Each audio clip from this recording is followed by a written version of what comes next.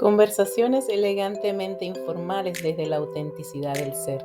Este podcast fue creado con el propósito de contar historias, anécdotas, darle voz a las experiencias a través de invitados maravillosos y también contar con el aporte y las herramientas de expertos para nuestro desarrollo personal y profesional. Yo soy Mariale y bienvenidos a tu podcast En Contraste. ¿Has Gracias. contemplado incorporar en esa caja de herramientas, en ese kit de emergencia, la programación neurolingüística como para tu desarrollo personal y profesional? Quiero contarte que el día de hoy voy a conversar con un Master Coach, un Máster en Programación Neurolingüística, que nos viene a conversar un poco sobre la PNL. Quiero darte la bienvenida, Luis, a esta patadita hoy de inauguración, a este primer episodio de tu podcast En Contraste. Bienvenido, Luis Figuera. Gracias, María Alejandra. Muchísimas gracias. Y bueno, desde ya, augurarte el mayor de los éxitos en este desafío enorme que implica ganarse un espacio en programas de este corte. Estoy seguro de que con tu persistencia, dedicación, con tu espíritu de mejora continua, y además con la vocación que tienes de hacer estos espacios de conversación para premiar lo más importante de este espacio, que es la audiencia.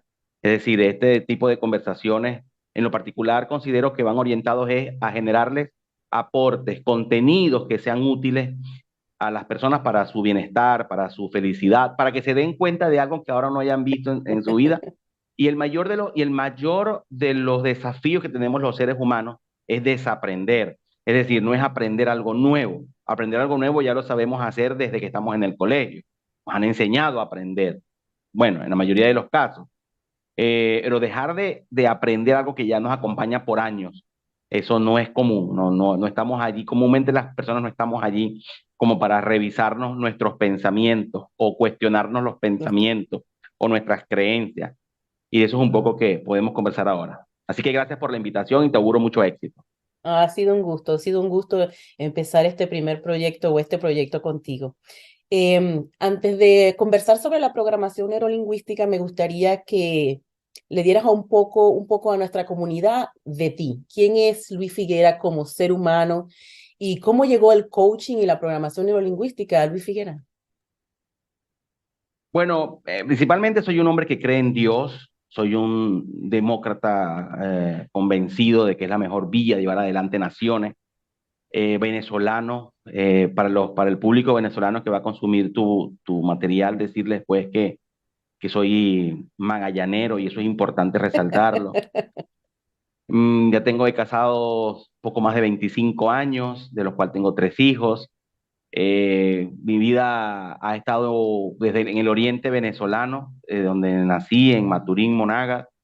Luego, pues por actividades laborales me tocó visitar algunos países y desde hace exactamente, estamos grabando a finales de 2023 este podcast, hace exactamente 5 años, llegué a una ciudad maravillosa llamada Manta, en la costa del Pacífico, acá en Ecuador.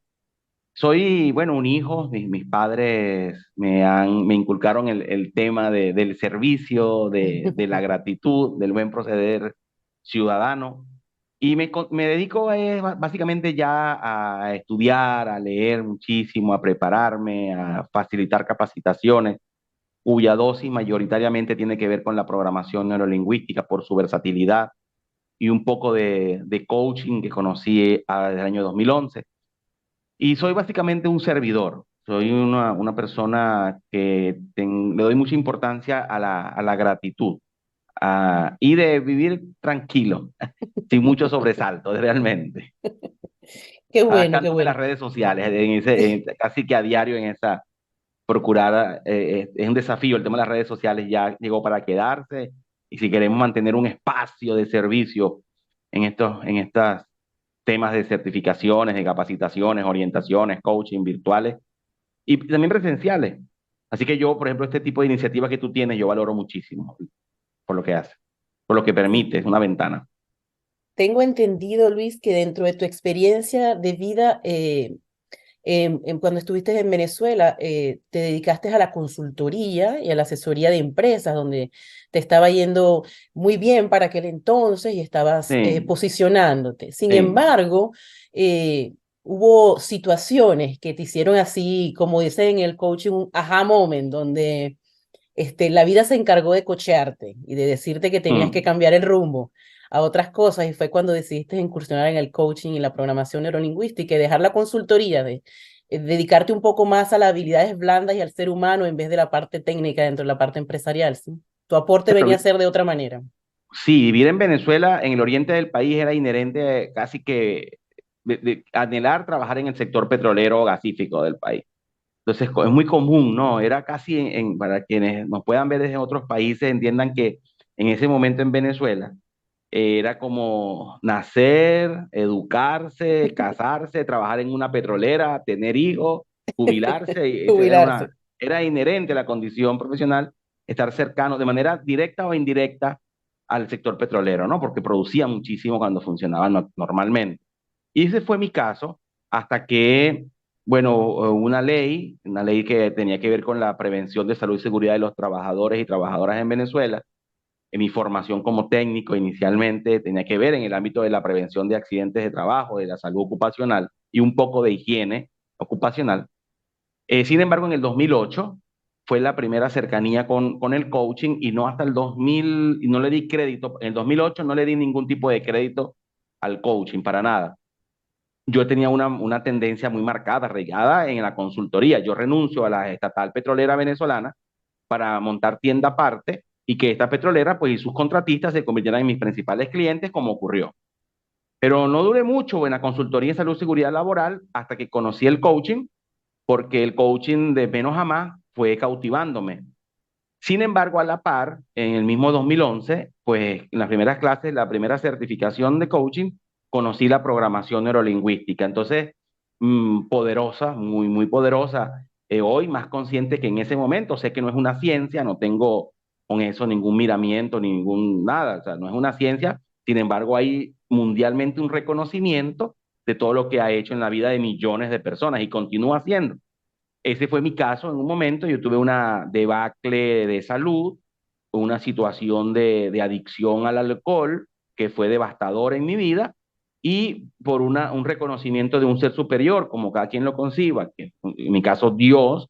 Luego un proceso de recuperación en la comunidad AA, un grupo de hombres y mujeres que comparten su mutua experiencia, sus mutuas dolencias y enfermedad, como es llamado en la comunidad, que es el alcoholismo.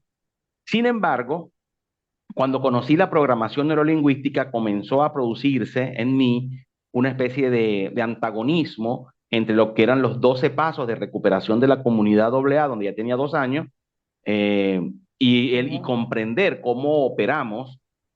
Sí, yo en la comunidad AA estuve 2 diciembre, 2 Navidades, dos Oh, cumpleaños, todo aquello, ¿no? es Yo un recibí el proceso año largo, ¿no? allí. Y me imagino que Sí, hay gente que dura más, ¿no?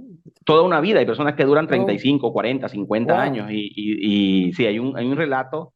Y yo respeto mucho la comunidad, aunque decidí salirme porque conocí la programación neurolingüística, tal cual, no ando sin medias tintas. Yo cuando conocí la programación neurolingüística en una recaída, además fui a un tratamiento con un neurólogo psiquiatra excepcional que está en Maturín. Lo sigo recomendando. Bueno, entonces, doctor Luis Suárez, creo que es el apellido. Él, pues con intervención de la neurología y la psiquiatría, me dio argumentos científicos de mucha valía, donde me dejó ver claramente, pues, que de continuar con ciertos comportamientos, conductas, patrones que establece la respetable comunidad AA, pues mi proceso iba a ser, al menos mi caso, Sí. iba a ser de una recuperación demasiado larga de darse. Y cuando me explicó los procesos neurológicos, y cuando comienzo a estudiar programación neurolingüística con los procesos emocionales de comunicación, pues me hice consciente por niveles neurológicos principalmente que mi espacio estaba fuera, estudiando programación neurolingüística. Y fue lo que hice en varias academias. Yo estudié en varias academias en Venezuela. Hay muy buenos panelistas. Estudié en 4 academias para validar, en dos practicantes en 2 academias distintas, y luego 2 máster con 2 grandes máster. Uno de ellos, psiquiatra, el doctor Luis Arocha Mariño, yo lo honro. Él está aquí en Ecuador también, en Quito, y su esposa. Y también el licenciado Pedro, siempre lo tengo por allí recordado, ya te digo el apellido.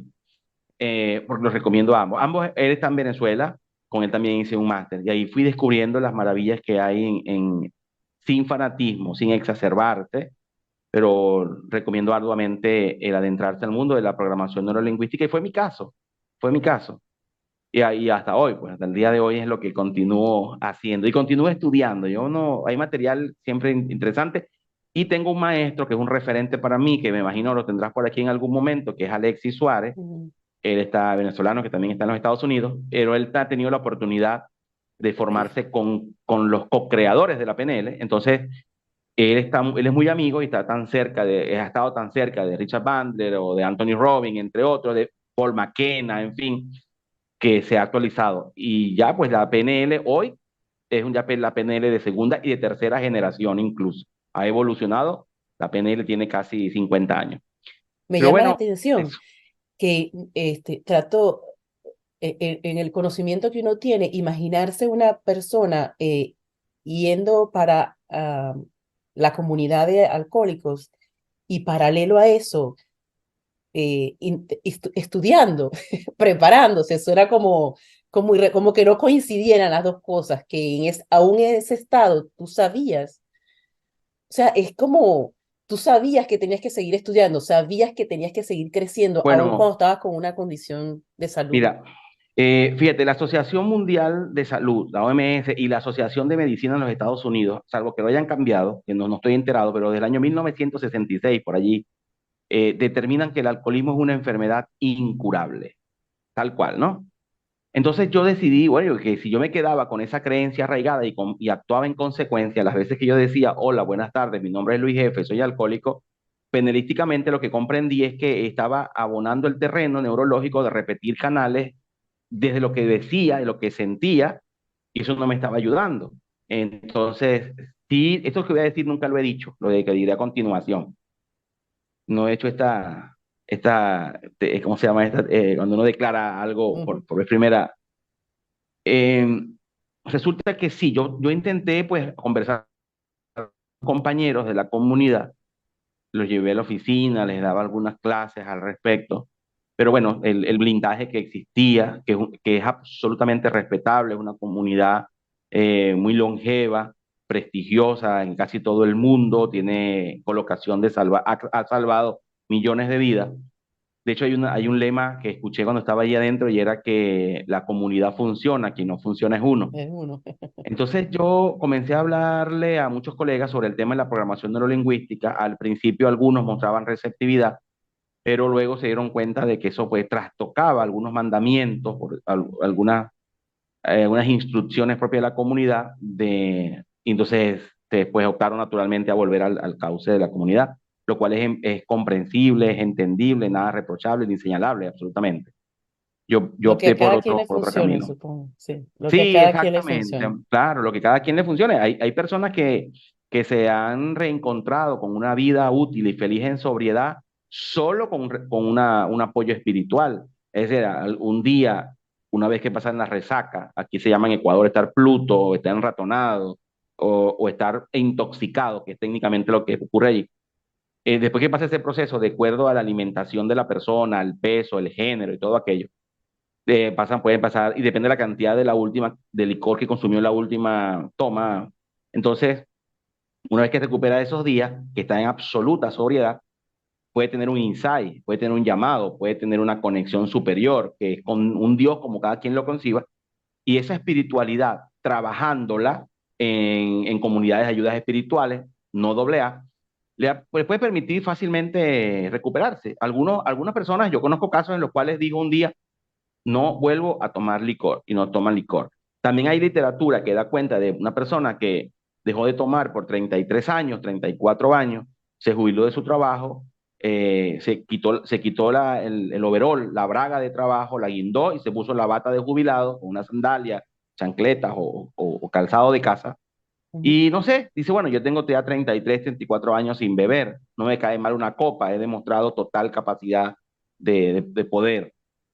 Y cuando toma una copa, bueno, más temprano que tarde una copa es mucho, pero después 20 copas es poco. O una cerveza es mucho, pero Wow. luego dos pack es poco. por la cantidad. Entonces, pero es un temazo.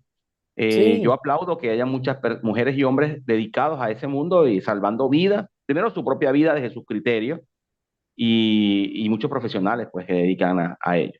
Yo no utilizo la programación neurolingüística. Yo por mucho tiempo hice sesiones de coaching y de PNL, aunque el coaching no guarda relación con el tema de las adicciones, para ayudar a personas que declaraban su deseo de volver a una vida útil y feliz en sobriedad. Yo no les cobraba las sesiones de coaching, no cobraba. En alguna oportunidad, yo en una recaída fui donde un psiquiatra y yo tenía un programa de televisión, dispénsame que hable en primera persona y un relato mm, de la vida. Tenía un programa de televisión y un programa de radio con textos del éxito. Entonces, yo fui donde un psiquiatra por recomendación de una doctora amiga. Cuando llego al consultorio me dice el doctor, tú eres, oye, vale, yo te aprecio, yo te admiro mucho, yo veo el programa de televisión, las entrevistas, y yo le dije, bueno, puedo invitarlo un día de esto a hablar sobre el tema de la psiquiatría. Sí, cómo no y tal. Y quiero que escuches esto, mira, no me cobró la consulta, no me cobró la consulta. Y bueno, porque me agradecí, porque bueno, por un buen gesto, porque yo estaba también en una situación adversa económicamente por el tema del consumo excesivo del alcohol y todo. No me cobró. No me sirvió la consulta. No tiene que ver porque no me cobró, pero resulta que después, a los pocos meses, fui a una sesión con un psiquiatra neurólogo, este señor, doctor Luis, que te digo, y me cobró full, normal, o sea, me entendió como que nada, y me dijo, tienes que pagar, porque es que si no te pago, primero, el dinero que no me pagas a mí te lo vas a beber, te prefiero cobrártelo yo que, a que te lo bebas, ¿no? Ya yo no estaba tomando en ese momento, es un chiste del médico. Y me di cuenta de que las personas, y esto es una generalización de la cual me hago absolutamente responsable, el común de las personas cuando le das algo gratis suelen no apreciarlo, no le causa dolor al bolsillo, no le da valía al trabajo de las personas. Entonces, y además que prepararse, dedicarse, es que estudiar, pues hay que documentarse, pagar otros cursos que son más costosos, en fin. Y no valoraban el hecho de que sea gratuito, no le daban importancia. Entonces, y me di cuenta que hay unos otros colegas que viven de hacer, hay varios colegas que con PNL, pues ayudan a la adicción del cigarrillo, de hábitos de comida, del alcohol, en fin, y es su trabajo. Entonces yo se los refería a ellos. te lo refieres. Está bien. Podríamos comenzar para entonces explicarle un poco a la audiencia cómo defines tú la programación neurolingüística y cuál es ese aporte que tú consideras, sobre todo a nivel personal, que si tú lo adoptas te puede ayudar y como consecuencia pues te puede ayudar profesionalmente.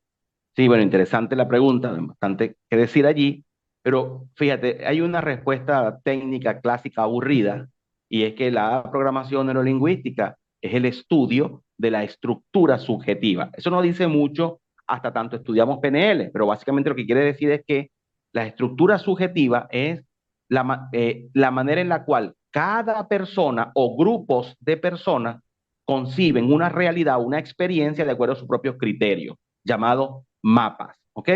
Entonces, cuando una persona concibe una experiencia eh, de manera muy particular, decimos que hay un proceso que se llama modelo de la PNL, al menos el que aplicamos en la ICLA o en la ICLA o la ACLA de los Estados Unidos, al cual pertenezco, es que las personas lo que hacen es filtrar toda información que llega a su vista o a su olfato, a su oído o lo que sienten, o, en fin, visual, auditivo, kinestésico, olfativo, gustativo, vestibular. Esa información la recepciona la persona y la filtra de acuerdo a una historia personal, a sus criterios, a sus valores, a sus emociones, a sus creencias, fundamentalmente a sus creencias, a su educación formal, a sus creencias espirituales o religiosas, en fin. Una vez que filtra esa información se hace cuerpo, o sea, se hace emoción. Y entonces ya la tienes, la procesas mentalmente, la procesas lingüísticamente, emocionalmente y te comportas en consecuencia.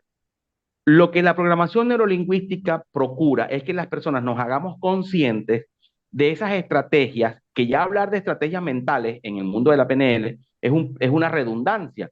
Estrategia es inherente a la mente. Todos tenemos estrategias. Tú tuviste una estrategia mental para elaborar estos podcasts que ahora estás iniciando.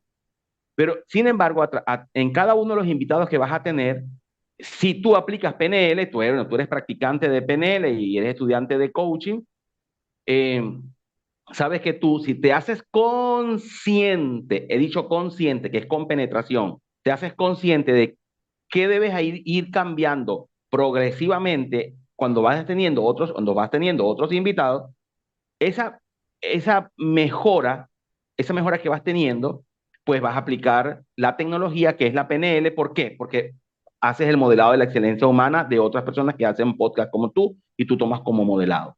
Te haces consciente de con cuáles preguntas puedes hacer en lo sucesivo o cuáles no. Te haces consciente de cuáles abordajes te resultan mucho más beneficiosos o no de acuerdo a la receptividad que tenga el público. Es decir, es hacerte consciente de esos aspectos. Entonces, la programación neurolingüística lo que hace es ayudar a las personas a que se hagan conscientes de cómo operan, cómo piensan, cómo sienten, cómo se relacionan en función de resultados que desean lograr.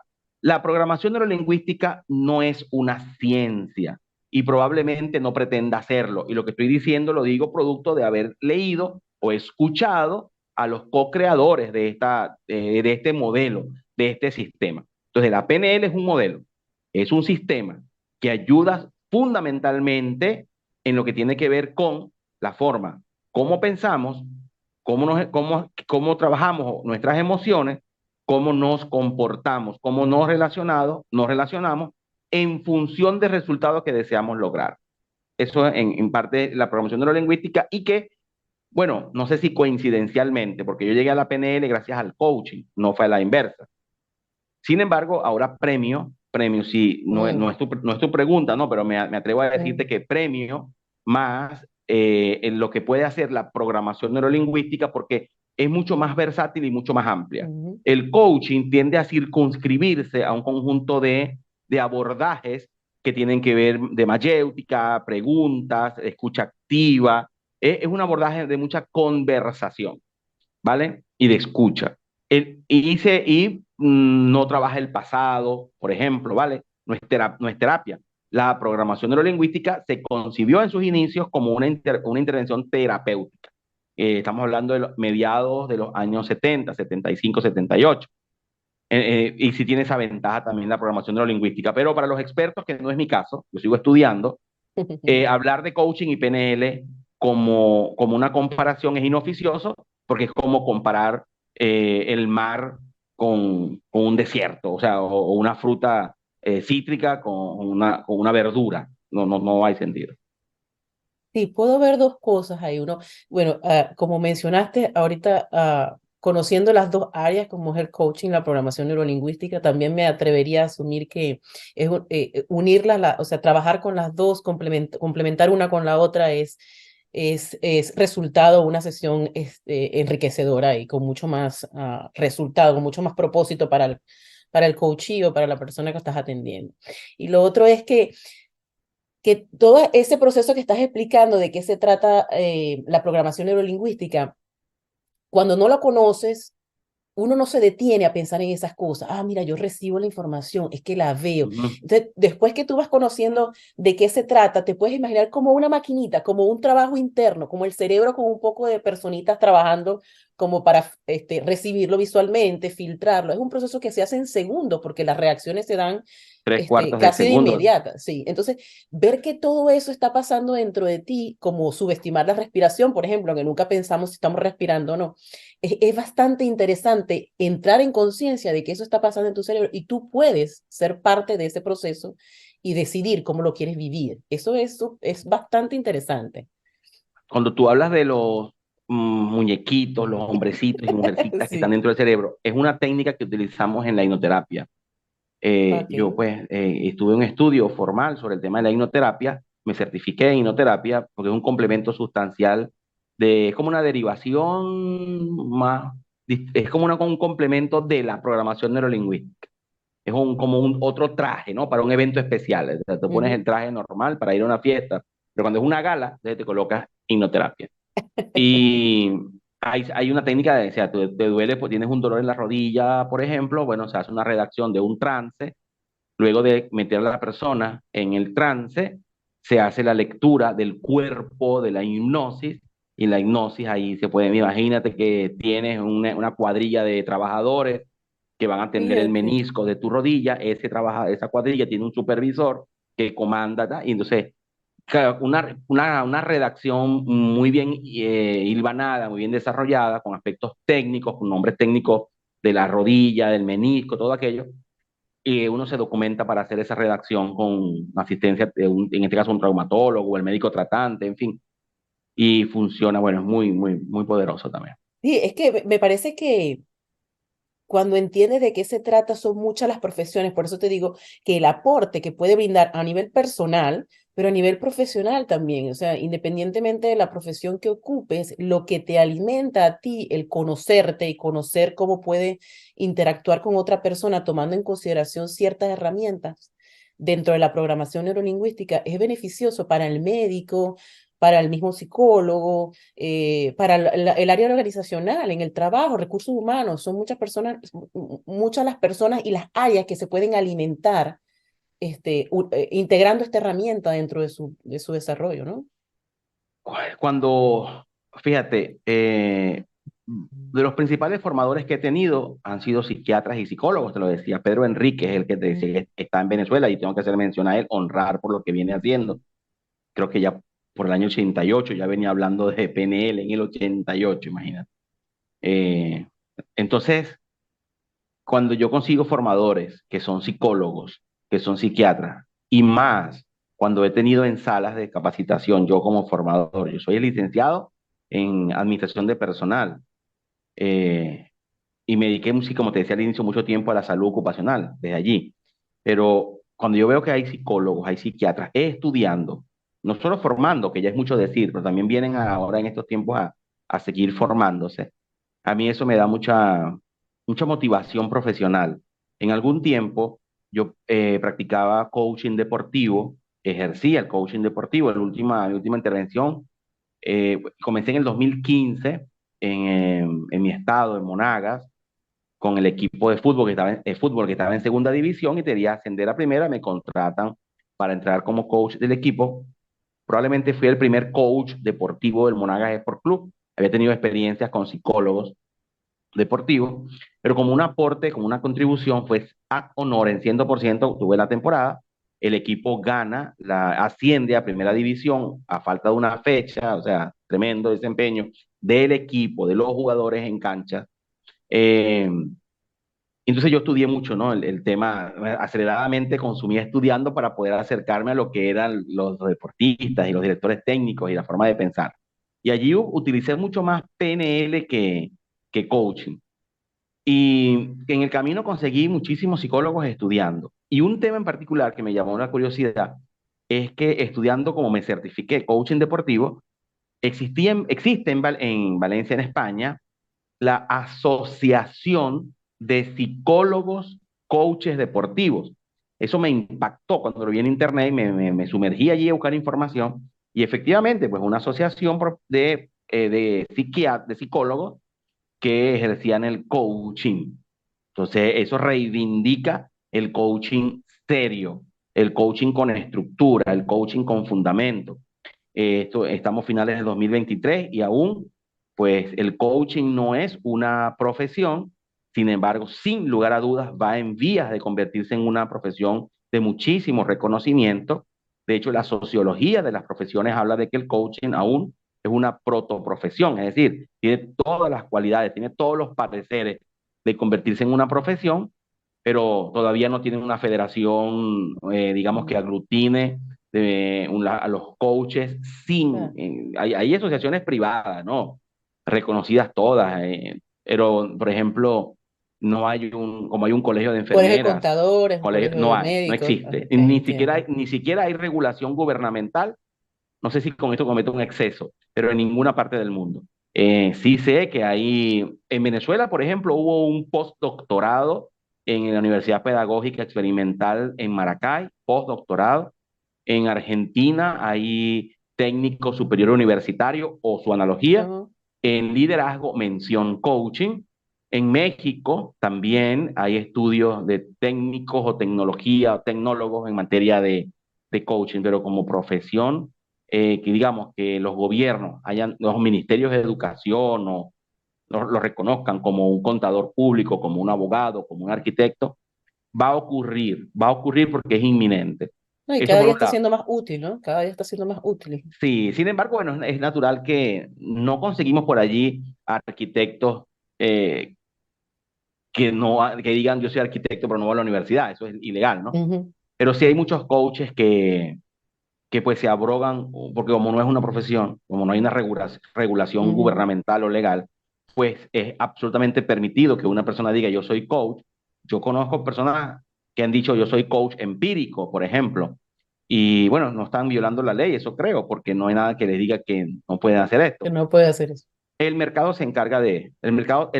mismo se encarga Ubicarlo en el espacio donde pertenezca. claro, Ujú. porque cuando le pregunten dónde estudiaste o cuál es tu tecnología o tus acreditaciones, pues no la tiene.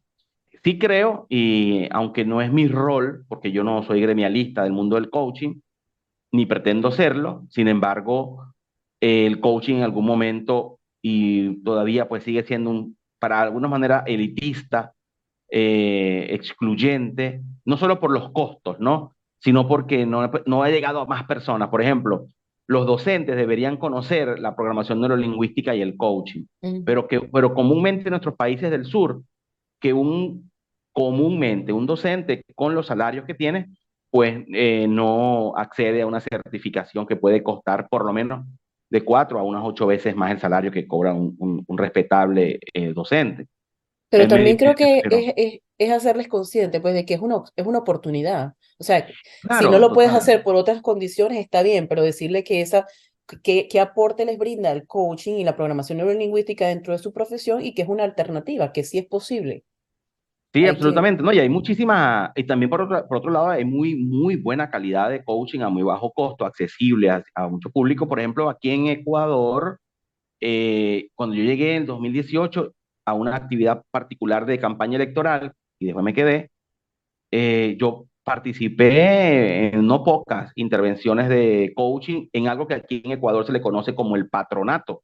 El patronato es, como decir, lo que lleva adelante comúnmente la primera dama, si es un caballero el alcalde, o es una de función, un soporte de función social de la alcaldía, ¿no? ujú, Entonces, cuando es una dama, pues la primera dama comúnmente puede colocar a una hermana, a un familiar o a su mamá que conduzca una organización social, organización. como lo es Ujú. el patronato.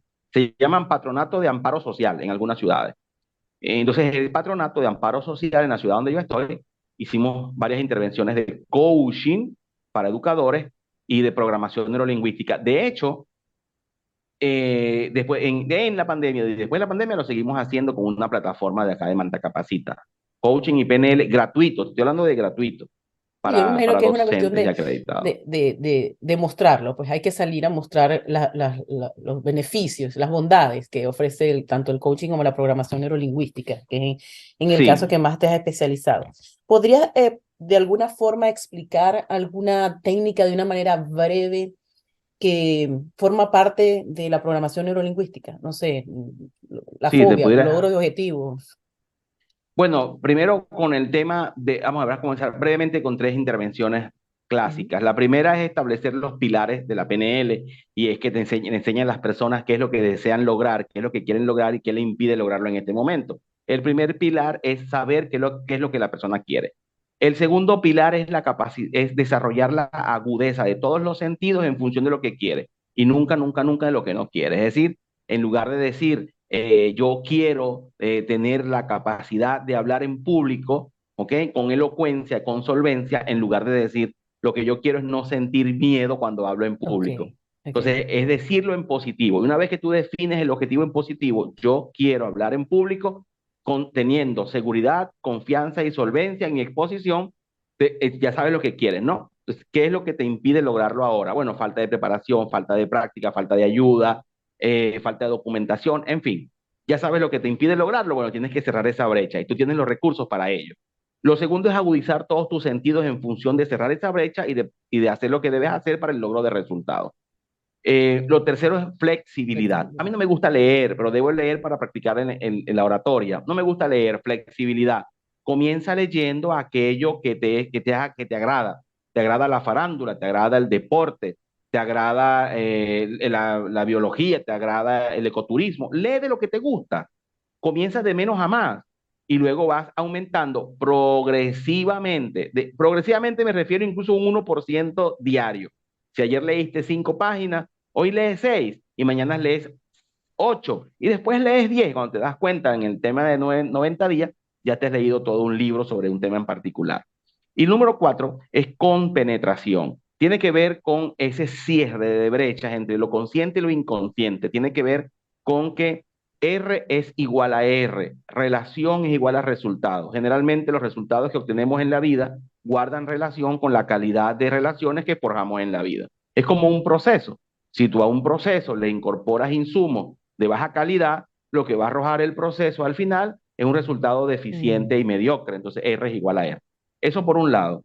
El segundo, por ejemplo, para desmontar fobias. Para desmontar fobias, que es un miedo exagerado, un miedo exacerbado, un miedo irracional a algo, la persona no necesariamente tiene que saber cuándo fue qué momento se le generó esta fobia por algo en particular, por viajar en un avión, por sentirse, por montarse en un ascensor, a las culebras, en fin.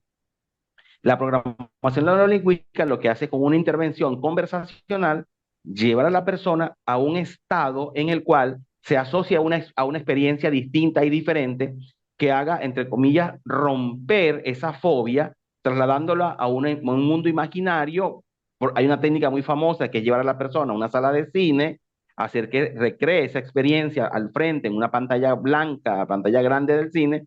Luego esta persona se disocia, se hace parte de esa película y además otra parte, otra, como un holograma sale de él y se coloca en la sala de proyección y allí de allí proyecta la película en la cual él puede ver desde la butaca, pero además participa ya en la película. Al final lo que ocurre es que la persona pues suele ocurrir, suele funcionar, es muy frecuente que funcione, y entre otras razones tiene que ver con que todo lo que ocurre en una sala de cine es una película que no es es cierto. cierto. Entonces, eso puede ayudarlo y la película tiene que colocarla en blanco y negro, luego a color, luego colocarle velocidad. Es toda una intervención que no puede a veces durar entre unos 18, 23 minutos.